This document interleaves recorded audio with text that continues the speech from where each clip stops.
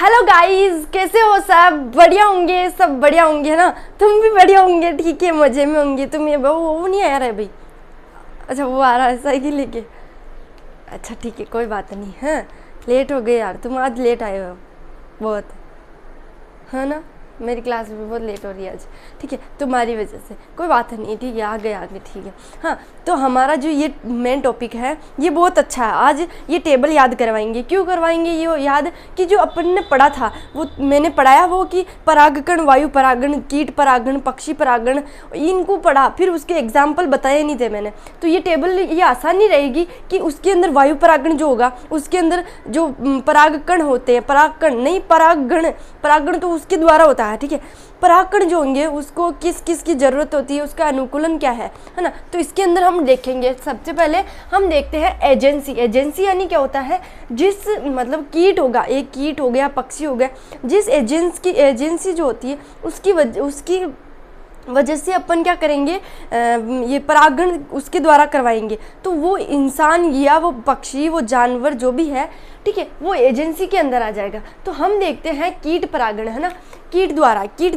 तो अब देखते हैं परागण का नाम। तो कीट है, एक पक्षी है जिसके द्वारा परागण होगा, तो वो परागण जो है उसका नाम भी परागण ही होगा, है ना। वो कीट है, एक कीट है, माना कि एक कीट है ना, तो यहाँ पे लिखा हुआ कीट है, तो परागण जो होगा उस कीट के द्वारा ही होगा। तो यहाँ पे परागण का नाम क्या है कि कीट परागण, यानी एंटरमोफिली, है ना। एंटरमोफिली होता है इसका, है ना।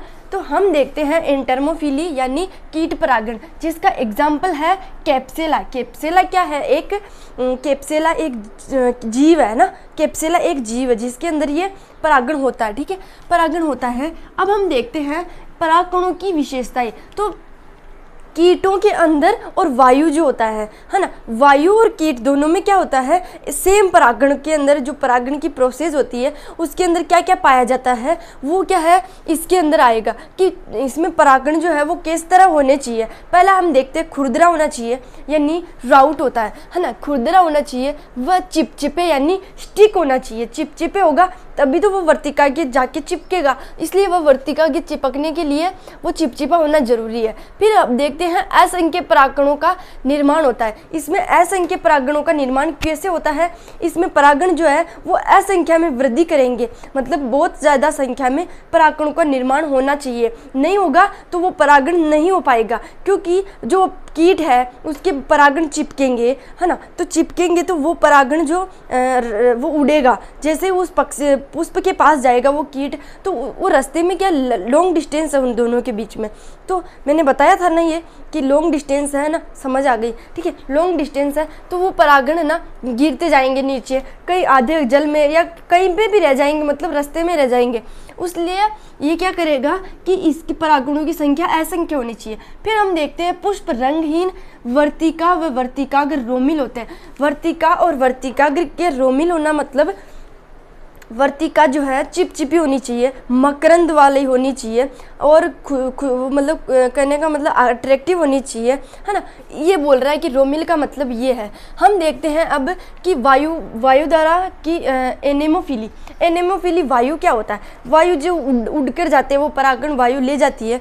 जैसे मक्का देखा, मक्के के अंदर क्या है कि वो वायु जो है मक्के में जाके परागण छोड़ती है, ठीक है, या परागण ले लेती है, ऐसा कुछ करेगी ये। देखना, वायु परागण यानी एनेमोफिली, यानी जैसे घास हो गए, गेहूं हो गया, चावल हो गए, मक्का, जो, तो इनके अंदर क्या होना चाहिए? ये जो उदाहरण है, एग्जाम्पल है, सबसे मेन इंपॉर्टेंट है मक्का। फिर देखते हैं हम चावल, गेहूं और घास, दो है इसके अंदर, घास और मक्का। तो हमें एग्जाम वाला पूछेगा कि, है ना, कि घास और मक्का में कौन सा परागण होता है, तो हमें बताना है एनेमोफिली वाला परागण होता है ना। तो एग्जाम में 100 में से 100 नंबर आने चाहिए, क्योंकि रिजल्ट जो है तुम्हारा आएगा, लेकिन मैं बहुत खुश होंगी क्योंकि ये मैंने पढ़ाया है ना। तो मैंने पढ़ाया तो तुम रिजल्ट कितना लाते हो ये डिपेंड करता है तुम्हारे ऊपर। मैं पढ़ा सकती हूँ, अगर नहीं समझ में आता तो फिर भी पूछ लेना, ठीक है ना। तो अब हम देखते हैं कि जल द्वारा, अब हम तीसरा देखते हैं जल द्वारा जल परागण यानी हाइड्रोफिली जल परागण, जल के अंदर होने वाला परागण, ठीक है। तो इसके अंदर मेन था वेलिस्नेरिया और फिर था हाइड्रेला और सीरेटोफिलम। फिर देखते हैं इसके अंदर परागण जो है वो परागकण जो है वो किस तरह होना चाहिए, परागकण हल्के होने चाहिए, यानी भारी वाले नहीं होने चाहिए। परागकण जल के अंदर होना है तो वो तैरने चाहिए ना, है ना, तैरने चाहिए, हल्के होने चाहिए, जो उसके पास पहुंच जाए, मादा के पास पहुंच जाए। फिर हम मोम युक्त आवरण होना चाहिए, मोम युक्त यानी हल्का हल्का चिपचिपा होना चाहिए, हल्का हल्का चिपचिपा होना चाहिए, ठीक है, मोम के जैसे। फिर हम देखते हैं जंतुओं द्वारा, जंतुओं के अंदर दो तरह से आता है। पहले हम देखते हैं जंतु परागण यानी जूफिली, जूफिली के अंदर देखते हैं बोम्बेकस, है ना, जंतु एक बोम्बेकस एक नाम का क्या है, जंतु है, ठीक है, जंतु। अब हम देखते हैं इसके अंदर परागकण जो है चिपचिपे होने चाहिए, है ना, जंतुओं में परागकण चिपचिपे होने चाहिए। फिर हम देखते हैं पहला पक्षी द्वारा, जंतुओं के अंदर पहला देखते हैं पक्षी द्वारा कैसे होता है। तो पक्षियों के अंदर परागण जो है वो किस तरह होता है, पक्षी के द्वारा ही होगा। अब उसमें हम उदाहरण देखते हैं एंथोफिली, एंथोसीफिलस, ठीक है, ऐसे याद रखना, एंथोसी और फिलम, ऐसे याद रखोगे तो याद हो जाएगा, बाकी तो इनको रटना ही पड़ेगा ना एग्जाम्पल तो। लेकिन एग्जाम्पल पूछते हैं कि इसमें किसका एग्जाम्पल है परागण, ये जो पौधा है इसके अंदर किसका परागण, किसके द्वारा परागण होगा। तो सबसे ज़्यादा किसका पूछता है, एक तो कीट पूछता है और एक वायु पूछता है और एक जल पूछता है, ये तीनों ज़्यादा पूछता है। इनमें मेन इंपॉर्टेंट ये है, अपन को नॉलेज के लिए बहुत ज़्यादा पढ़ना पड़ेगा, है ना, तो बेसिक नॉलेज होना ज़रूरी है। तो हम बोम्बेकस देख लिए और इसमें परागण जो है वो चिपचिपे होने चाहिए। फिर हम देखते हैं चमगादड़, चमगादड़ क्या है, एक पक्षी है ना, तो ये इसके अंदर जो है पक्षी द्वारा परागण होगा, इसके अंदर हो गया। अब हम देखते हैं पेटेरोफिली, ऐसे याद रखना, ये तो बहुत लंबा है तो याद नहीं रहेगा, तो हमें बोलना है पहले ये छोटा सा कि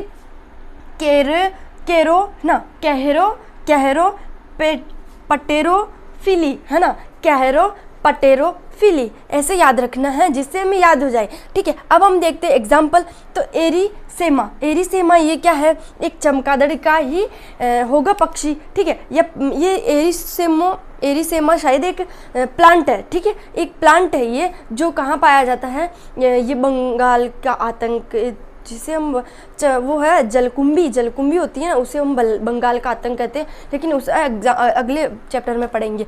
पर यहाँ पे अब हम पढ़ते हैं सामान्य परागण, जैसे कि सामान्य परागण, इसके अंदर सबसे ज़्यादा परागण जो है, यानी कहने का मतलब चमगादड़ है, पक्षी हुए, इनके अंदर सबसे ज़्यादा परागण किसके द्वारा होता है, जो परागकण है ना वो किसके द्वारा होता है, तो सबसे ज़्यादा मधुमक्खियों यानी 80% मधुमक्खियों द्वारा होता है।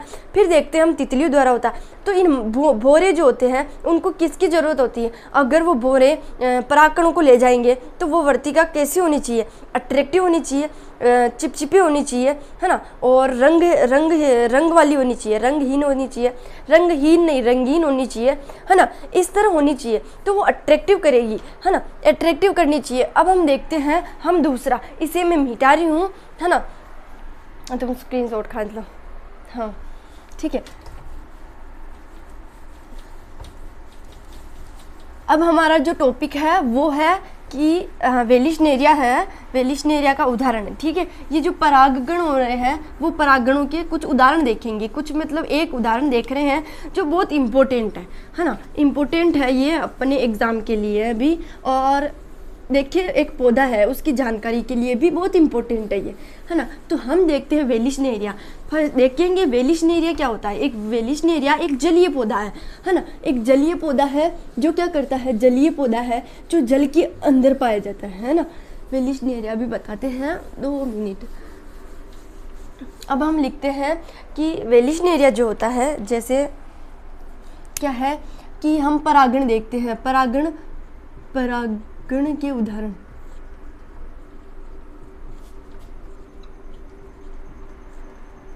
है ना, ये परागण के उदाहरण जिसके अंदर अपन फर्स्ट पढ़ते हैं वेलिशनेरिया,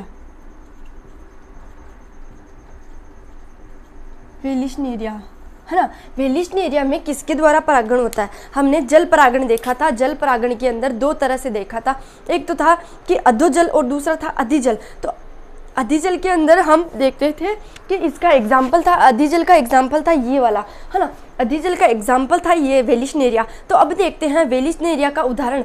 ये बहुत इंपॉर्टेंट है एग्जाम के तौर पे कि ये पूछा जाता है कि वेलिशनेरिया का परागण उदाहरण द्वारा समझाइए, है ना, वेलिशनेरिया को, या ऐसे क्वेश्चन वेलिशनेरिया पे क्वेश्चन आएगा, मतलब 100% आएगा।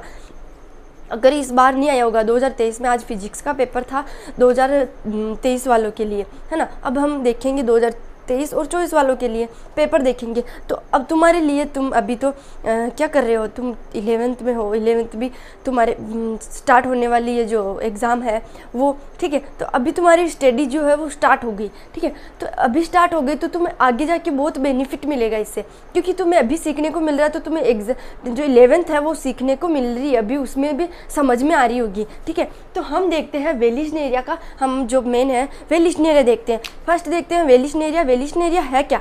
वेलिशनेरिया एक जलीय पौधा है, जलीय पौधा है जो क्या करता है, जल के अंदर यानी जल निमग्न होता है, यानी जल में पाया जाता है, जल में पाया जाता है, ठीक है, ये क्या है, जल में पाया जाता है, जल में पाया जाता है। अब हम देखते हैं जल के अंदर पाया जाता है। फिर हम देखते हैं ये कैसा होता है, ये एक लिंगी होता है या द्विलिंगी। तो वेलिशनेरिया का पौधा जो है एक लिंगी होता है ना, एक लिंगी होता है, जिसके अंदर नर अलग होता है, मादा अलग होती है ना। अब हम देखते हैं इसके अंदर नर पौधा जो होता है, नर पौधा बहुत सारे नर पुष्प उत्पन्न करता है, नर पुष्प उत्पन्न करता है। नर पौधा टूटकर क्या करता है, टूटकर नर पुष्प जो है, नर पौधा जो है टूटकर नर ऊपर जो पानी की सतह है उसके ऊपर पहुंच जाते हैं, ठीक है, ऐसे समझाते हैं, है ना, तो वैसे समझ में भी नहीं आएगा। जैसे वेलिशनेरिया क्या है, जलीय पौधा है, वेलिशनेरिया एक जलीय पौधा है।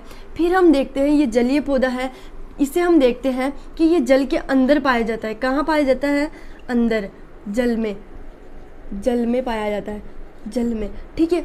अब हम देखते हैं जल में पाया जाता है और ये एक जलीय पौधा है। फिर हम देखते हैं ये कैसा होता है, एक लिंगी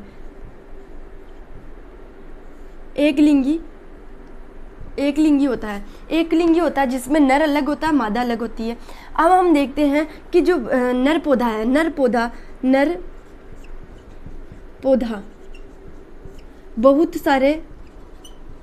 बहुत सारे क्या करता है, नर पुष्प उत्पन्न करता है, नर पुष्प उत्पन्न करता है। नर पौधा बहुत सारे नर पुष्प उत्पन्न करता है, जिसमें से ये नर पौधा जो है, ये नर पौधा क्या करता है, जैसे ये क्या है, ऐसे वाला, है ना, और ये क्या है,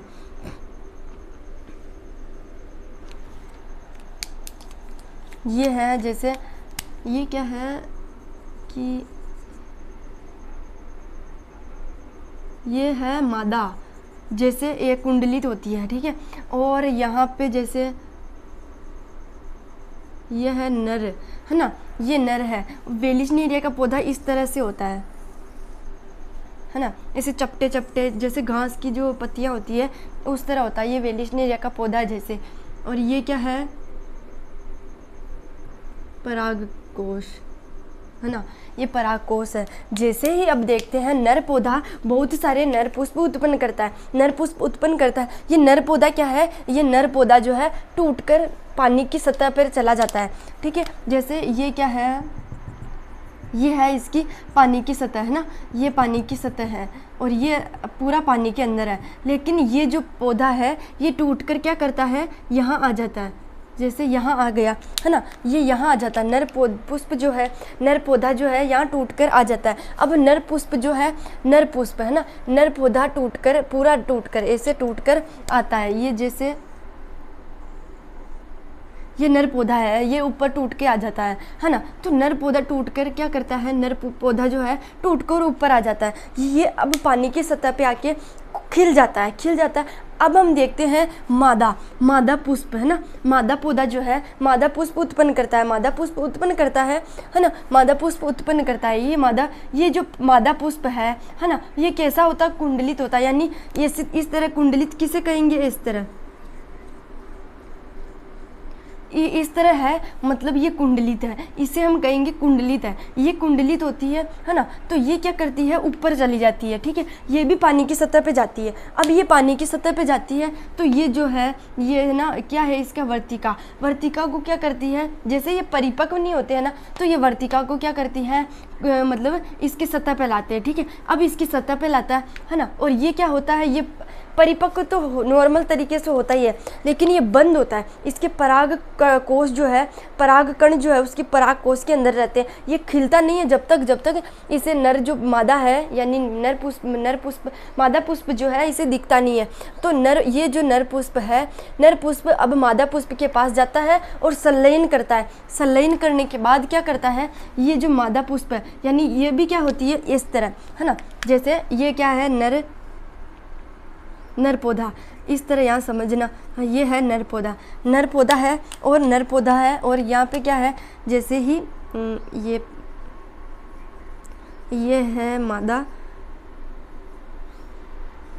तो मादा पुष्प इस तरह हो जाती है, इस तरह खिल जाती है ये, है ना। ये खिल जाती है और ये नर जो पुष्प है, नर पुष्प क्या करेगा, नर पुष्प जो है पराग कोश जो है वो खिल जाते हैं, और मादा पुष्प ये दोनों पानी की सतह पे खुलते हैं। इनका जो परागगण है जो है वो पानी की सतह के ऊपर होता है, ठीक है ना। तो अब इसे हम क्या करेंगे, ये मादा पुष्प जो खिल जाती है और ये जो परागकण है वो बाहर निकल जाते हैं। बाहर निकलने के बाद ये परागकण इसकी सतह पर आ जाते हैं, ठीक है। अब यहाँ पे जैसे यहाँ पे आ गए, है ना, ये चिपचिपे हैं, यहाँ पे आ गए, कुल मिला के यहाँ पे पहुँच गए, ये परागकण यहाँ पहुँच गए। अब ये परागकण जो ये मादा पुष्प है, ये मादा पुष्प क्या करेगी, संलयन कर लेगी नर के साथ। संलयन करने के बाद ये मादा पुष्प जो है वापस इस तरह की हो जाएगी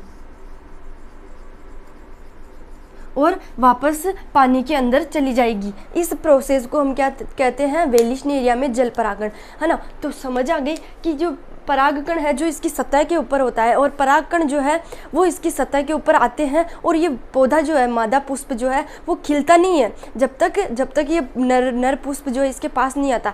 तो ये परागकण जो है खिल जाता है, ठीक है, सतह पे जाके दोनों भी खिल जाते हैं, जो परिपक्व भी हो जाते हैं। जो नर पौधा है वो क्या करता है, नर पौधा जिसके परागकण जो है बाहर निकल जाते हैं। बाहर निकलने के बाद ये मादा पुष्प के पास पहुँचते हैं और संलयन करते हैं। संलयन करने के बाद क्या करते हैं, ये मादा पुष्प जो है वापस कुंडलित होकर, यानी ये पानी के ऊपर जाती है। तो ये क्या है, बहुत मतलब ऊपर चली जाती है। तो ये जो स्प्रिंग जैसी दिख रही है ना, ये चौड़ी हो जाती है, लेकिन ये वापस है ना, ये संलयन करने के बाद ये जो वर्तिकाग्र है ये वापस बंद हो जाता है, अंडा की तरह बन जाता है। अंडा की तरह बनने के बाद ये वापस जल के अंदर आ जाती है और जल के अंदर इसकी प्रोसेस चलती रहती है।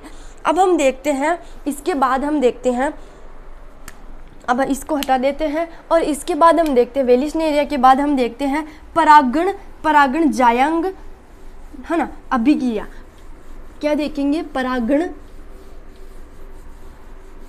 परागकण पोलन पिस्टिल। हम देखते हैं जैसे ही ये क्या है कि हमारी जो प्रोसेस है वो क्या है, परागकण,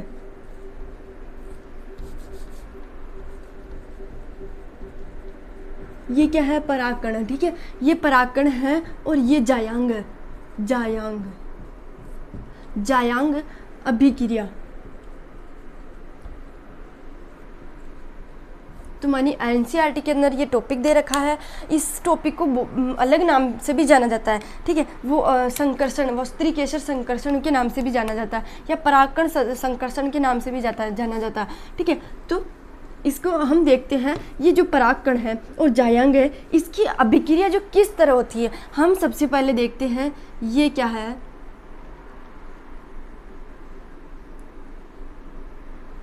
ये है एक वर्तिका।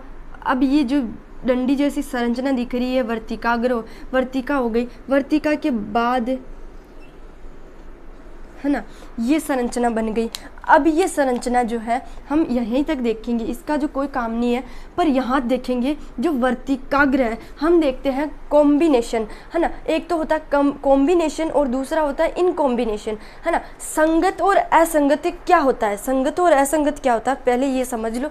इसको समझने से पहले बहुत इंटरेस्टिंग है, बहुत इंपॉर्टेंट भी है ना। संगत और असंगत क्या होता है, कॉम्बिनेशन और इन कॉम्बिनेशन होता क्या है, यानी reaction combination in combination reaction क्या होती है ना। तो कॉम्बिनेशन यानी संगत, ठीक है। संगत क्या होता है, सबसे पहले ये देखते हैं। जैसे हम देखते हैं क्या है, चार के करने का मतलब 4 कपल्स है, दो कपल्स है लेकिन है 4 जने, ठीक है। 2 कपल्स है 4 जने, एक कपल है जिसके मतलब जो कहने का मतलब जो हस्बैंड है और वाइफ है उनके क्या है मेल तालमेल नहीं बैठती है, ठीक है। एक तो ये जोड़ा, और एक दूसरा है कि जैसे दूसरा जोड़ा है उसकी बहुत अच्छी बनती है ना। बनने का मतलब उनके जो अच्छा व्यवहार है, उनके अट्रैक्टिव है, मतलब व्यवहार जो है वो नहीं हो पाता। एक तरफ व्यवहार जो है उनकी दोनों की बनती नहीं है और एक तरफ बहुत अच्छी बनती है, ठीक है।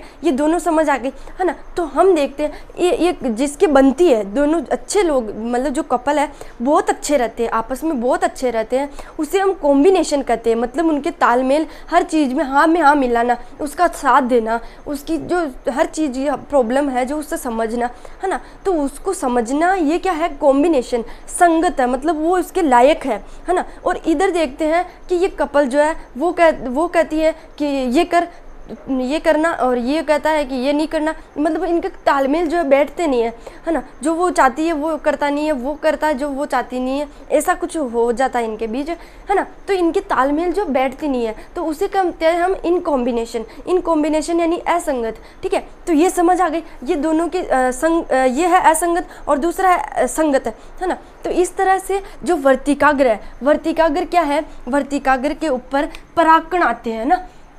जैसे एक तो गुलाब का आ गया, एक गुड़ैल का आ गया, एक कुमुदिनी का आ गया, और भी गुलाब के फूल, कुमुदिनी के फूल, चमेली का फूल, सूरजमुखी का फूल, इनके जो परागकण है इनके सबके से एक वर्तिकाग्र है जिसके ऊपर आके गिर जाते हैं, ठीक है। ये किसका मतलब, कहने का मतलब ये जो है सूरजमुखी, जैसे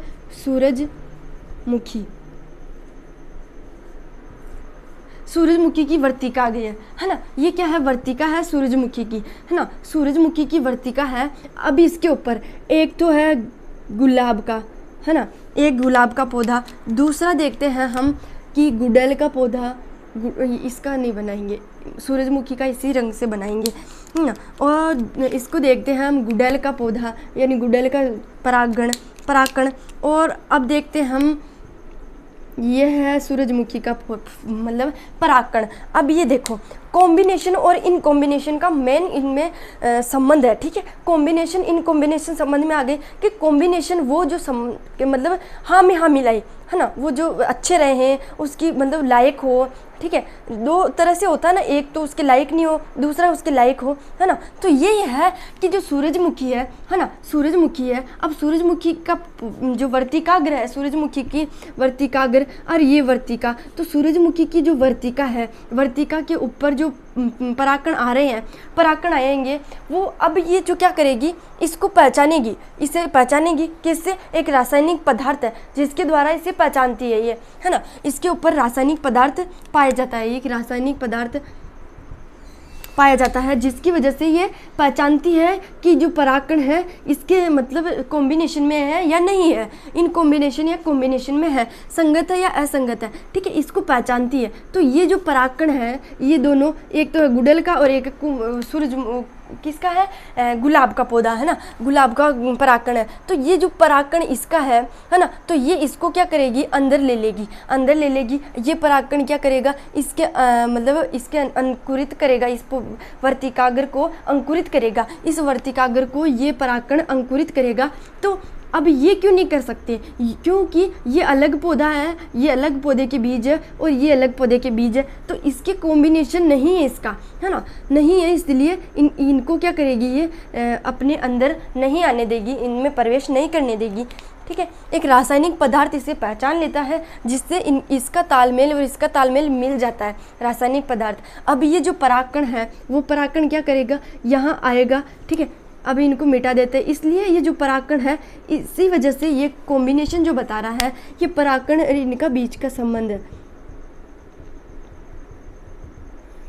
ये जो परागकण है अब ये क्या करेगा, यहाँ पे आएगा, ठीक है, यहाँ मिल जाएगा, इससे यहाँ मिल जाएगा। मिलने के बाद ये क्या करेगा, ये परागकण जो है इसके अंदर क्या पाया जाएगा, जल और तत्व पाए जाएंगे। अब ये जल और तत्व को क्या करेगा, एब्जॉर्व करेगा, है ना, एब्जॉर्व करेगा यानी ले लेगा, इसको अवशोषण करेगा, इसका जल का और तत्वों का अवशोषण करने के बाद ये परागकण जो है, परागकण क्या करेंगे, यहाँ आएंगे। अब ये एंटर करेंगे तो इस वर्तिकाग्र को अंकुरित करेंगे और एक नई पुष्प का निर्माण करेंगे। ये समझ आ गई, है ना। अब हम देखते हैं हमारा जो टॉपिक है अगला वाला, इसको मिटा के अब हम देखते हैं कि जो करने का मतलब कृत्रिम संकरण जो होता है, यानी कृत्रिम यानी आर्टिफिशियल हाइब्रिडाइजेशन होता है, वो क्या होता है, आर्टिफिशियल हाइब्रिडाइजेशन कैसे होता है ना। तो दो तरह से होता है कि परपरागण द्वारा और स्वपरागण द्वारा। तो वो उनको स्वपरागण और परपरागण को रोकने के लिए कृत्रिम संकरण यानी क्या होता है, कृत्रिम संकरण देखो कि होता क्या है। कृत्रिम संकरण जो अपनी मर्जी के पौधे बोए, उसके बीज लाए, है ना, उनके बीज लाके उस पौधे को बोते हैं, ठीक है। तो ये क्या है कि जो परागकण है, कहने का मतलब ये पौधा है, जैसे ही ये इसकी वर्तिका है और वर्तिकाग्र है, इस पौधे को क्या करेगी, ये यहाँ बनाएंगे, ठीक है। जैसे ही हम देखते हैं इसके अंदर दो विधियाँ आती है, एक तो है विपुंशन और दूसरी है थैलीकरण ना। तो थैलीकरण और विपुंशन। तो हम देखते हैं कृत्रिम संकरण, हमारा टॉपिक है कृत्रिम संकरण, ये हमारा टॉपिक है। और इसके अंदर हम दो देखेंगे कि विपुंशन और थैलीकरण देखेंगे। तो कृत्रिम संकरण की क्यों ज़रूरत पड़ी, कृत्रिम संकरण की ज़रूरत क्यों पड़ी, क्योंकि जो पौधा है स्वपरागण होगा तो उस पौधे के अंदर क्या होगा, स्वपरागण होगा तो उस पौधे के अंदर नए लक्षण का डेवलपमेंट नहीं होगा। इस वजह से कृत्रिम परागण होगा, तो जिससे वो, जैसे अपन फसल के अंदर देखें तो कृत्रिम संकरण इस वजह से उपयोगी है क्योंकि वो फसल जो है बहुत ज़्यादा उपयोगी, मतलब उत्पादकता हो उस फसल की बहुत ज़्यादा, उस मतलब अपन जो चाहते हैं उससे भी ज़्यादा उसमें उत्पादकता हो, उसमें धान हो, हम जिसे कल्पना नहीं कर सकते, उससे ज़्यादा मतलब धान हो, हमारे खाने के लिए धान हो, है ना। तो इसलिए कृत्रिम संकरण की ज़रूरत पड़ी, है ना। तो इसलिए कृत्रिम संकरण की ज़रूरत पड़ी, है ना। तो हम देखते हैं विपुंशन और थैलीकरण। जैसे ही अपन कहीं जाते हैं और खेती होती है फल की या फल की देखें, सब्जियों की देखें, तो ये कृत्रिम संकरण इस तरह से तो करवाते हैं कि वो जो पौधा है उसके ऊपर दवाइयाँ छिड़क देते हैं या दूसरे परागकण छिड़क देते हैं, जिससे वो जो पौधा है वो, जिसे अपन 1 साल बोते हैं उस पौधे को, है ना, बो देते हैं उस पौधे को, लेकिन उसमें क्या होता है, परागण जो होता है यानी जो उत्पादकता है जो वो कम होती है। तो फिर अगले साल हम क्या करते हैं, कि अब ना हम क्या करेंगे कि ये जो पौधा है इसको नहीं बोएंगे और दूसरे बीज लाएंगे और बोएंगे उस खेत के अंदर। तो ये है कृत्रिम संकरण, है ना, समझ आ गई। अब हम देखते हैं विपुंशन क्या होता है। एक तो है स्वपरागण,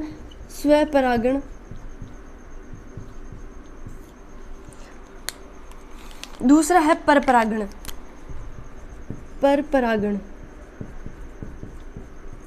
पहला है स्वपरागण, दूसरा है परपरागण। जो स्वपरागण है उसे कैसे रोकेंगे, स्वपरागण जिसके अंदर नर व मादा दोनों साथ होते हैं, है ना। तो नर व मादा दोनों साथ होते हैं। तो अब इसमें इस स्वपरागण को रोकने के लिए, उस विधि को रोकने के लिए, जिससे अच्छे फल लगे, जिससे अच्छे पौधे का डेवलपमेंट हो, अपन चाहे ना वैसे पौधे का डेवलपमेंट हो, इस वजह से ये क्या करता है, स्वपरागण को रोकता है ना। स्वपरागण को तभी रोक पाएगा जब नर हो या मादा दोनों में से क्या करेगा, परागकण जो है, जो परागकण है, परागकोश जो है उसको क्या करेगा, चिमटी या फिर उसे हाथ से तोड़ लेता है। मतलब उस पुष्प से जो क्या करता है, ये जो पुष्प है ना, ये पुष्प है, ठीक है, ये पुष्प है, इस पुष्प में ये परागकण है और ये क्या है, वर्तिकाग्र, ठीक है, ये वर्तिकाग्र है, तो इस वर्तिकाग्र को तो रहने देगा और ये पराग कोश है, इसको क्या करेगा, इस पराग कोश को निकाल देगा, बाहर निकाल देगा, जिससे ये स्वपरागण नहीं होगा, स्वपरागण नहीं होगा। अब इसके अंदर क्या चांस है, परपरागण होने के, ठीक है, अब इसके अंदर परपरागण के चांस है, तो अब इस परपरागण के चांस है, तो इसके ऊपर क्या करेगा, थैली बांध देगा, थैली बांध देगा, जिससे वो परागकण आएंगे तो इसके ऊपर नहीं बैठ पाएंगे। इस पौधे को, जिस पौधे को वो डेवलप करना चाहता है, वो मनुष्य डेवलप करना चाहता है जिस पौधे को, तो वो पौधा क्या करेगा, मतलब उस पौधे के क्या करेगा, वो थैली बांध देगा या एक कपड़ा बांध देगा, जिससे वो परागकण इसके पास ना जा सके और अंकुरित, ये पौधा जो है अंकुरित ना हो सके। तो वो मनुष्य जो क्या करेगा, वो अपनी आवश्यकता अनुसार, अपनी इच्छा अनुसार जो परागकण है वो लाएगा और लाने के बाद इसके ऊपर छिड़क देगा, छिड़क देने के बाद वो जो कहने का मतलब वो थैली थी ना, उसकी छेद कर देगा और इस पुष्प को वापस बांध देगा। जब तक इसके अंदर परागकण और परागकोश जो है, मतलब स्त्री केसर जो है, इनका डेवलपमेंट अच्छे से नहीं हो जाता, तब तक इस थैली को नहीं उतारता ये, है ना, और छेद कर देता, जिससे ऑक्सीजन मिल जाए इसको और ये पुष्प सड़े ना या बीमार नहीं हो या फिर इसकी मृत्यु ना हो, है ना। इस वजह से इस थैली के छेद कर देता, जिससे हवा जा सके, इसमें वायु नहीं जाएगी तो ये सड़ जाएगा, गल जाएगा, है ना, इस वजह से, ठीक है।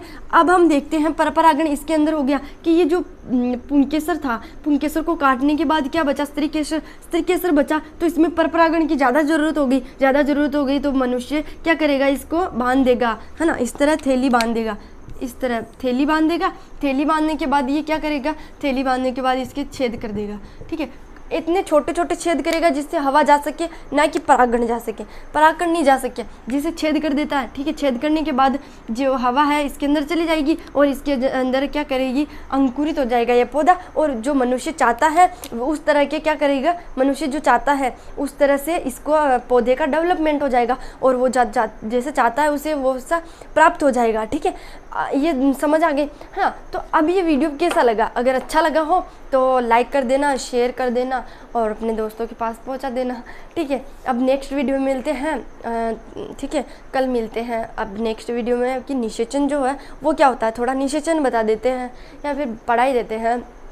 हम देखते हैं निषेचन क्या होता है, निषेचन होता क्या है। निषेचन यानी कहने का मतलब नर व मादा जो मिलते हैं उसकी जो संलयन की प्रोसेस जो है उसे निषेचन कहते हैं। निषेचन के बाद हम देखते हैं जो परागकण है, पराग नली है, उसका डेवलपमेंट कैसे होता है ना, तो ये सब कल पढ़ेंगे, ठीक है। पराग निषेचन का जो चैप्टर है यानी जो टॉपिक है वो हम कल ही स्टार्ट करेंगे, ठीक है। पर इतना समझ में आ गया कि फर्टिलाइजेशन क्या होता है, हमने फर्स्ट चैप्टर में भी पढ़ा था, दूसरे में और तीसरे में पढ़ेंगे, चौथे में पढ़ेंगे। ये प्रोसेस चलती रहेगी, अच्छे से पढ़ना इनको, ठीक है। बाय बाय, ठीक है।